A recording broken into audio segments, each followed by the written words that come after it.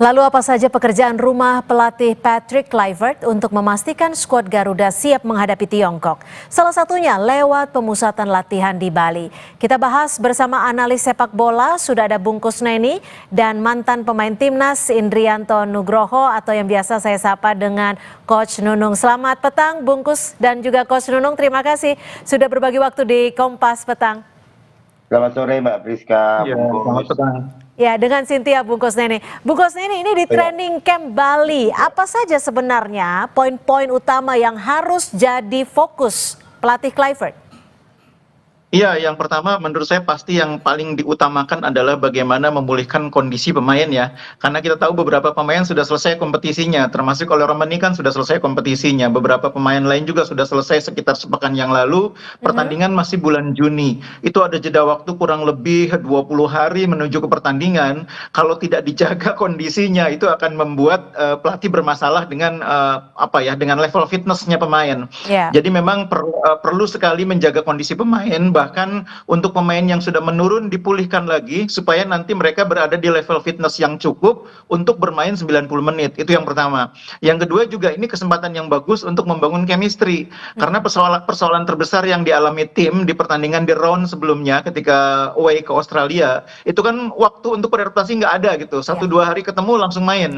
Nah ini mereka punya waktu sekitar 10 hari mungkin ya di Bali untuk tidak hanya berlatih bersama, tapi yang paling penting itu chemistry. Karena di luar lapangan mereka punya waktu juga untuk saling mengenal, ngobrol, mungkin bisa saling membangun bonding di antara pemain. Itu mungkin jauh lebih penting karena pemain ini terus terang saja latar belakangnya sangat berbeda-beda. Meskipun mungkin banyak orang bilang ini kan rata-rata dari Belanda. Iya memang sebagian besar punya latar belakang Belanda. Tapi mereka ada yang sudah main di Inggris, ada yang sudah main di Liga Amerika, ada yang sudah main di Liga Jepang, macam-macam. Jadi memang perlu sekali kesempatan membangun chemistry itu untuk membuat tim ini lebih menyatu sebagai tim di dalam maupun di luar lapangan. Nah, kalau Coach Nunung, biasanya dalam training camp ini apa saja sih yang bisa dilakukan pelatih? Tidak hanya untuk menyiapkan pemain, tapi juga untuk menyiapkan strategi. Iya, betul.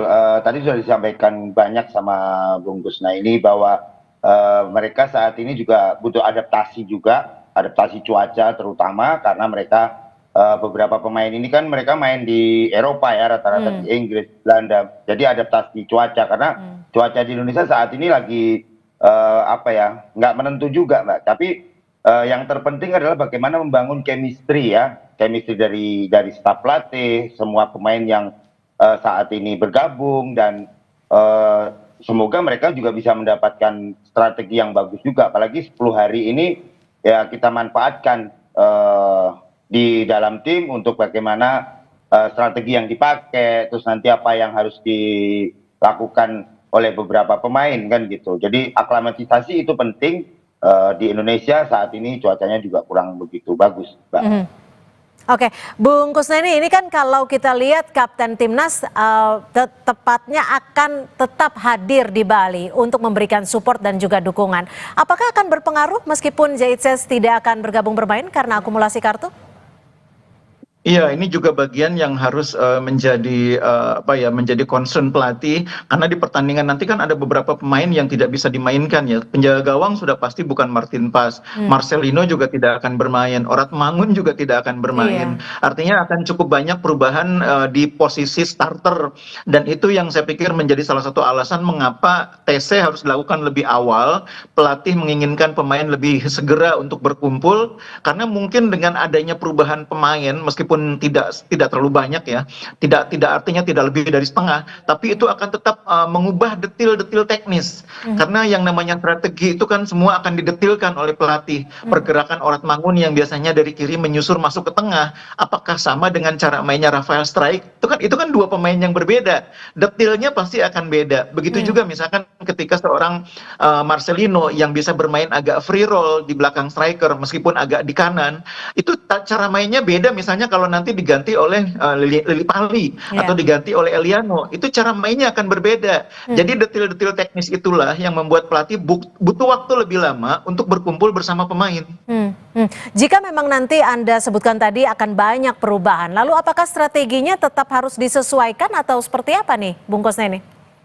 Iya, jadi kalau dalam sepak bola itu setiap pertandingan adalah hal yang berbeda ya. Melawan tim yang berbeda, strateginya pun akan berbeda. Apalagi ini lawannya berbeda. Walaupun kita sudah pernah bermain menghadapi China, tapi Ya. kita akan menurunkan sebagian pemain yang berbeda juga. Mhm. Jadi saya pikir pelatih Clifford akan banyak belajar dari pertandingan pertama ketika kita menghadapi China, di mana kita mengontrol permainan, positionnya cukup tinggi, tapi kita justru kalah. Jadi itu strategi yang saya pikir nanti akan dikembangkan oleh pelatih bagaimana menghadapi tim yang bermain sangat bertahan, ultra defensif seperti China. Kita tidak boleh kecolongan, kita harus bisa membongkar pertahanan yang rapat itu. Ini saya pikir hal yang nanti akan banyak dibahas dalam sesi latihan di Bali. Oke, Coach Nunung, kalau Anda melihatnya bagaimana tantangan-tantangan yang akan dihadapi Kluivert? Karena ada banyak pemain yang absen untuk memperkuat timnas, tapi ada pula pemain baru yang akan masuk ini.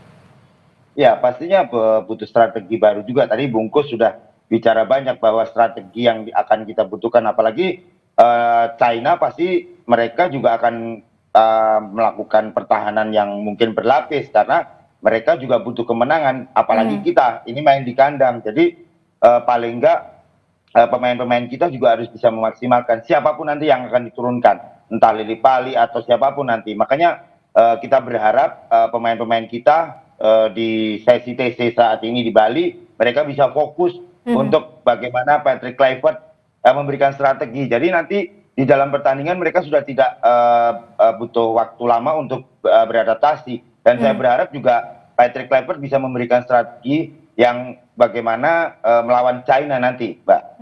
Kalau Bung Kusneni, analisa Anda strategi apa yang akan jadi andalan dari Kluivert saat melawan Tiongkok nanti? Iya, sebetulnya cara main tim Belanda itu kan banyak menginspirasi permainan timnas Indonesia ya, karena pelatihnya berasal dari Belanda. Jadi bermain dengan formasi 4-3-3 di mana sayap-sayap akan bergerak menusuk ke dalam. Itu kan ciri khas permainan Belanda yang juga sudah diadaptasi oleh timnas Indonesia dalam beberapa pertandingan terakhir. Cuma mungkin dengan pemain yang berbeda, pelatih tentu akan menyesuaikan. Nah, juga yang harus diantisipasi oleh pelatih adalah China ini suka bikin kejutan. Jadi di pertandingan pertama ketika mereka main di kandang, orang mengira mereka akan bermain keluar, ternyata mereka bermain sangat bertahan, menunggu kita di area pertahanan sekitar 30 meter di depan kotak penalti, menunggu pemain kita lengah, kemudian serangan balik mereka membuat kita kecolongan. Nah, yang menarik, apakah Cina akan memainkan strategi yang sama atau mereka akan membuat kejutan lagi dengan strategi yang lebih terbuka mainnya? Ini kan semua harus disiapkan antisipasinya. Ada rencana A, rencana B. Rencana A kalau Cina bermain seperti di laga sebelumnya, rencana B kalau Cina justru bermain sebaliknya, lebih ofensif. Rencana C mungkin kalau Cina bermain dengan kombinasi gabungan dua taktik itu. Jadi rencana ABCD-nya itu harus disiapkan betul oleh pelatih dan semua itu harus diterapkan dalam latihan. Kalau kita menggunakan rencana A, latihannya begini, rencana B begini, semua kan pasti akan didetilkan dalam latihan. Makanya kalau saya sih menarik untuk melihat bagaimana sesi latihan di Bali nanti, di samping soal bagaimana pemain membangun chemistry, bagaimana menyamakan level fitness pemain, strategi itu nanti akan sangat penting juga. Oke, Coach Nunung, lalu apa yang harus diwaspadai dari pola-pola permainan Tiongkok nih, Coach? Ya, itu tadi sudah disampaikan Bung Kusnaini bahwa ya kita harus melakukan kontra strategi yang akan dilakukan oleh China. Ya salah satunya mungkin akan menyerang total, tapi juga kita tidak boleh gegabah juga karena di pertandingan leg pertama kita melakukan hal yang sama juga. Ternyata China lebih bertahan untuk melakukan counter. Nah, sekarang tinggal bagaimana memanfaatkan waktu yang ada ini. Patrick Kluivert bisa memberikan strategi lagi apa yang harus dilakukan. Tadi sudah disampaikan juga Bungkus bahwa plan A, plan B, plan C itu harus jelas. Jadi nanti pemain sudah tinggal menjalankan di latihan dan di pertandingan itu sama. Jadi plan A-nya seperti apa, plan B seperti apa, plan C seperti apa. Apa yang dilakukan China pasti ada lah nanti kontra strateginya Patrick Kluivert untuk melawan China, Mbak. Bung Kusneni, lalu menurut Anda, apakah seorang Kluivert sudah menyiapkan plan A sampai D yang Anda sebutkan tadi? Tapi usai jeda, kami masih akan kembali. Tetap bersama kami di Kompas Petang.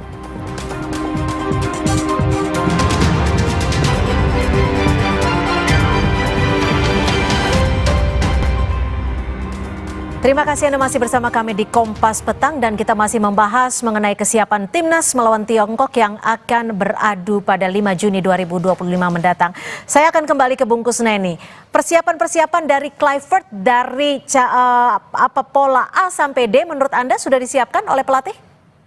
Iya, dengan jajaran asisten pelatih yang begitu banyak, saya sih optimis ya semua sudah disiapkan. Bahkan mungkin bukan hari ini, persiapan strategi itu sudah disiapkan bahkan mungkin sejak pertandingan terakhir lawan Bahrain ya.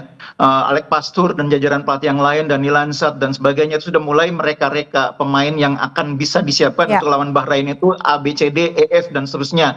Skenarionya, formasinya A, B, C, D itu semua sudah disiapkan. Nah ditambah lagi mereka kemudian melakukan sejumlah pengamatan terhadap pertandingan yang dilakukan oleh pemain-pemain yang ada di Liga Belanda maupun di Liga Indonesia. Jadi saya sih optimis semua sudah disiapkan dengan baik. Harapan terbesarnya adalah semua pemain bisa datang ke Jakarta nanti dalam kondisi yang baik, tidak ada yang cedera, level kebugarannya pun semua dalam keadaan yang baik, sehingga pelatih bisa menurunkan skuad terbaik. Karena kalau kita tidak punya skuad terbaik, Cina juga nggak boleh diremehkan. Cina itu dalam beberapa pertandingan terakhir perkembangannya cukup baik. Nah kita nih pertandingan lawan China ini adalah kesempatan atau lawan Tiongkok ya, kesempatan terbesar untuk lolos ke putaran keempat, wajib menang karena pertandingan terakhir lawan Jepang tentu akan jauh lebih sulit. Jadi kalau mau lolos ke Piala Dunia, mulailah dengan berpikir lolos ke putaran keempat, caranya dengan menang lawan China atau Tiongkok. Coach Nunung, kenapa harus dipilih training camp di Bali, padahal permainannya ataupun duelnya itu akan berlangsung di Jakarta?